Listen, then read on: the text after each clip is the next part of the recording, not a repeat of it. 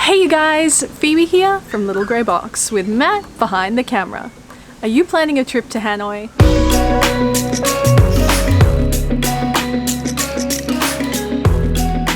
Known as the heart of Vietnam, Hanoi is the country's capital city and it is actually one of the most ancient in the world. With lovely locals, an incredible food scene and a welcoming atmosphere, it is an affordable and fun destination for travelers. To help you travel well in Hanoi, here are a few things we think you really need to know before you go. Hanoi is located on the banks of the Red River, around 1,700 kilometers north of Ho Chi Minh City, and it is known as the heart of Vietnam for a few reasons, including its geographical location. There is a population of around 7.7 million people that call Hanoi home, so expect to see lots of others when you are visiting. You're also going to see a few different cultural influences, including French, Chinese, and even Russian. The local currency is the Vietnamese dong. Now, to give you an idea, $1 is equal to roughly around 23,000 Vietnamese dong, you guys. And I would recommend right from the get-go that you download a currency conversion app that you can use offline. Matt and I always use XE currency because it is free and it just helps us get our heads around the difference in currency. I mean, going from $1 to 23,000 Vietnamese dong can be a little bit mind-boggling. We flew to Hanoi with Singapore Airlines direct from Singapore, and the flight time was roughly around 3 hours and 25 minutes. We wholeheartedly recommend Singapore Airlines. We fly with them and work with them a fair bit, and we always love their service, their entertainment, and their food is yummy too.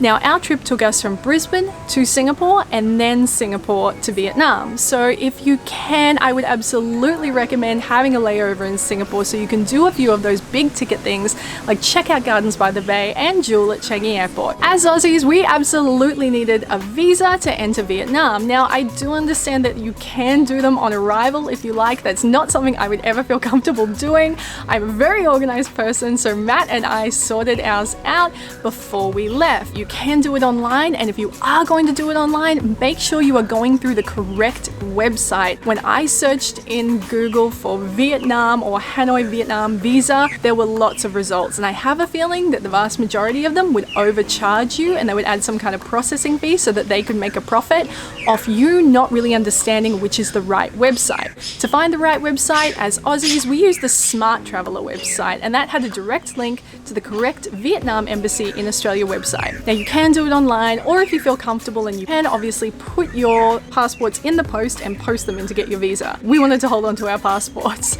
so we just went with the online application process. It was easy and fast. We visited in early August on our most recent trip, and the weather was hot and humid with lots of rain. I visited Hanoi a couple of times, and the best weather I've ever experienced was during the winter season. Now, that takes place, or the visit I had took place in January. It was nice and cool. The days were dry, but when I say cool, it wasn't cold. Maybe like a little scarf over the shoulders, but other than that, beautiful weather.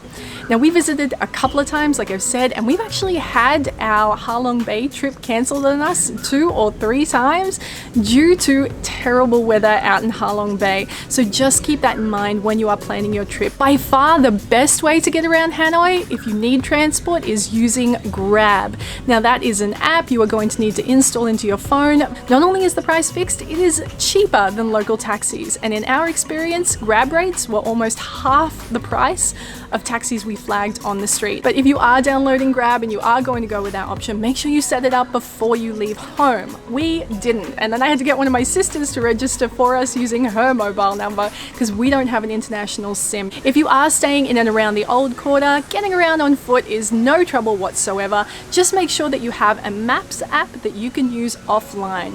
Google Maps is one option, but personally, when I know I'm going to be offline all day, I prefer Maps.me. Totally free. Download the maps before you go, and you can even search and plan your route while you're offline. I do just want to touch on one thing to do with taxis, and that is is scams. They are real, and it did happen to us on our most recent visit. But thankfully, we're a little bit more experienced travelers now, so this guy tried to shake us down and we weren't having it. We did get in, we asked him to run the meter, we drove a very short distance, and I think the rate that he was after was something like 450,000 Vietnamese dong, which is just obscene for the 10-minute drive we took. He did kind of lock the car doors on us, and he wanted that 450,000, but we were very calm and just said to him, "That is not happening, good sir." He even had the gall to ignore us, put on YouTube, and watch a show that wasn't even from our channel. Who does he think he is?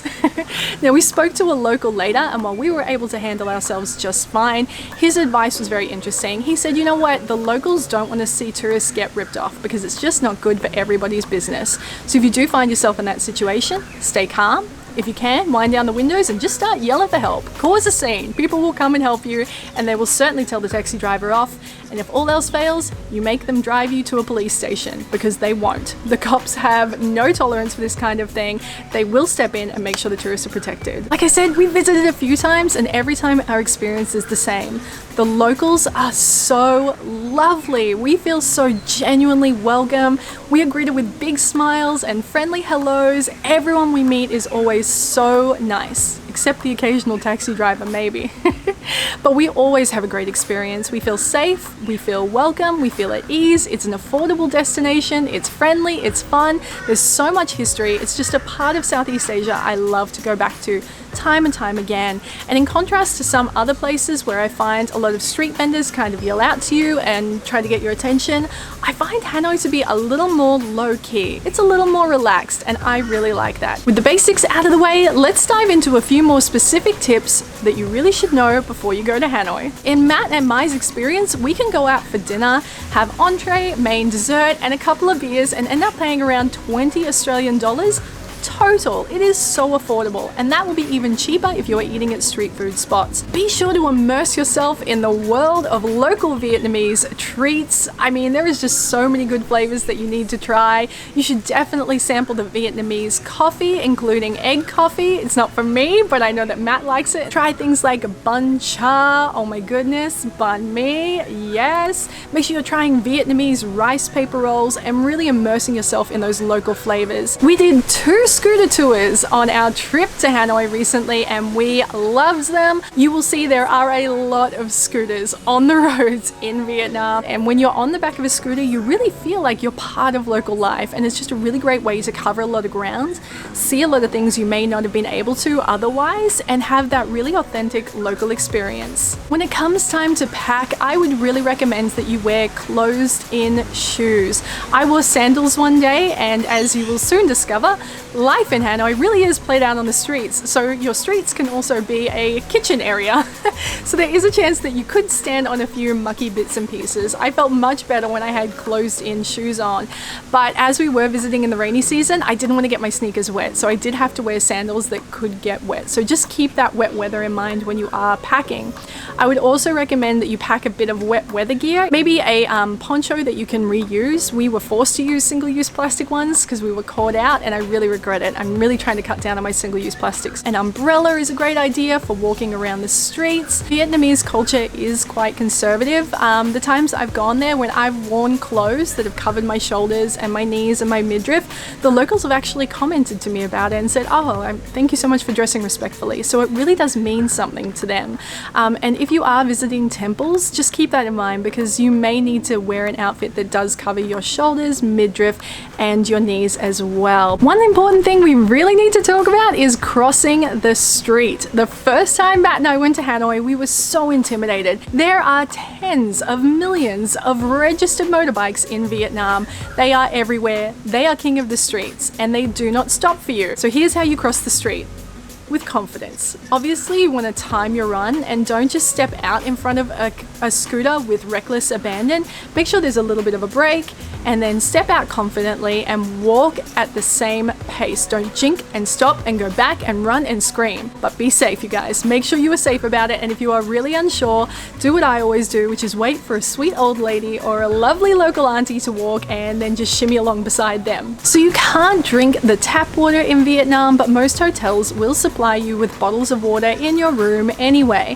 Be sure to refill those at the hotel buffet and safe water spots wherever you can, and preferably, if you're able to, buy your own really big bottle of water so you are cutting down on the number of plastic bottles that you use. Now, I have never personally seen it happen. It has never happened to me, but it did happen to a friend of mine. She was in Hanoi walking through the most busy intersection, and she had her bag hanging off her quite loosely. She was distracted. She was looking at some of the sights, and a scooter pirate came past. The guy on the back grabbed the bag, and they just kept going, and it was gone. There's no getting that back once it happens to you. We always make sure that our bags are on us securely. We keep things to the front of us if we're in a crowded, busy, popular area, and we visited 4 or 5 times. Feel free to haggle with your street vendors, but one thing I would just say is don't go too far. I mean, you know, we come from a place where we have financially more than the people that we're meeting in Vietnam may have,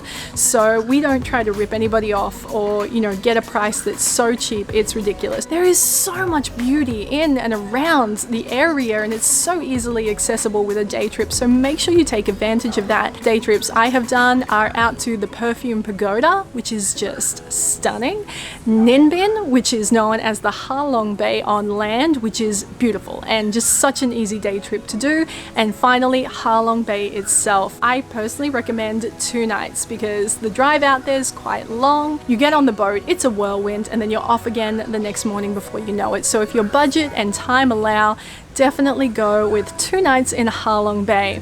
Now you guys, I've just summarized everything for you here in this video, but we have so many great written guides for you, and we are going to link all of those below. So if you do want more information, you do want to delve a bit deeper, you want to know more about Ha Long Bay, what to pack, where to stay in Hanoi, check the links below and they are going to help you out. Well, with that brings this video to an end. I hope you have enjoyed it very, very much. Now, if you don't already, be sure to subscribe and say hello in the comments below. Have a great weekend, and I will see you next week. Love ya!